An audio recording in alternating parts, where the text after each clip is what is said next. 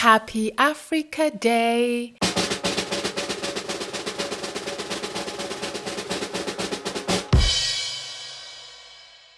And welcome to the last top 5 of the week for the month of May. It's been a really exciting month bringing you all these publications, and I'm happy to know that you have been reading them. Sign up to our monthly dispatch if you haven't, because this month it is packed full with amazing tidbits from the African development space. Now, for today's recommendations, and of course in celebration of the 2021 Africa Day, under the theme Arts, Culture and Heritage, Levers for Building the Africa We Want, I bring you an article on the issues, challenges and contributions of cultural and creative industries in the South African economy. This report examines how important it is for cultural and creative industries to generate foreign exchange earnings and job creation in South Africa.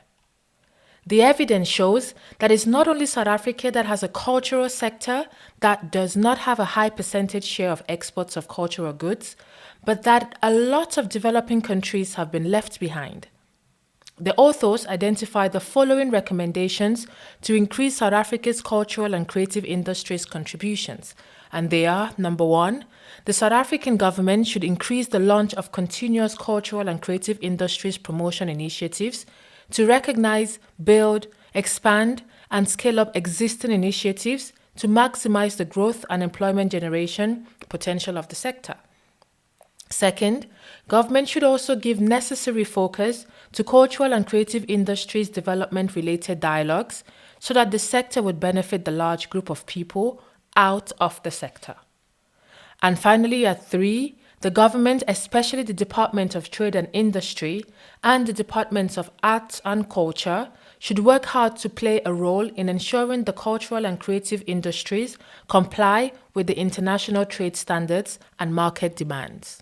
This Saturday, the development community celebrates International Day of UN Peacekeepers under the theme, The Road to a Lasting Peace, Leveraging the Power of Youth for Peace and Security.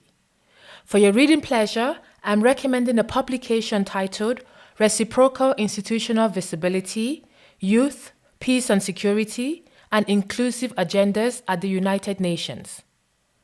Published in 2021, this article successfully contextualizes the youth, peace and security agenda within the broad agenda of inclusive peace.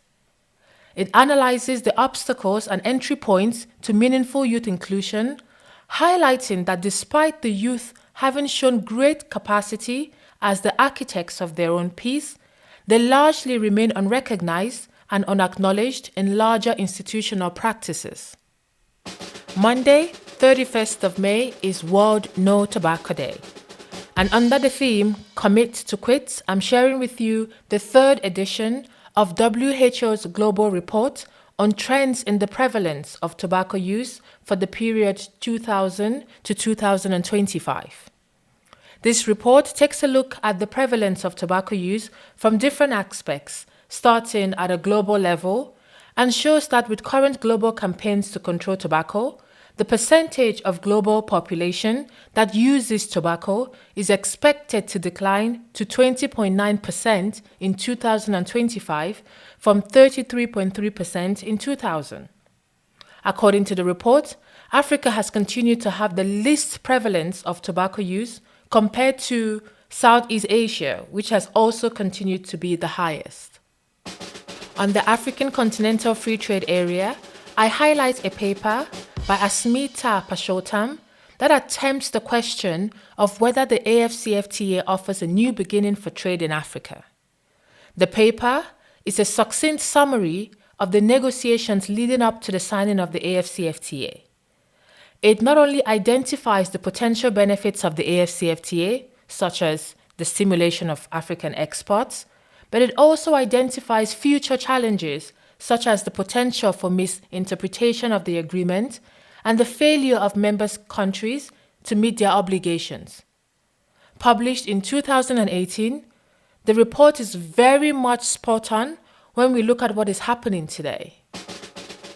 My final and 5th recommendation for this week is a grim report that details the harrowing tales of female students and school staff who have had to endure militia attacks that include rape, forced marriages, and abductions at the hands of the Congolese army in the Kasai region of Congo. Through interviews of victims, this paper examines the long-reaching effects of these attacks on education, which have seen families choose to keep their girls at home and not receive an education because of fear of their safety. The report is titled, "All That I Have Lost: Impact of Attacks on Education for Women and Girls in Kasai Central Province, Democratic Republic of Congo." That rounds up the 5 reports I have for you today, and I hope you found them useful. Don't forget to check out my other recommendations this month in the link below. Stay safe, everyone.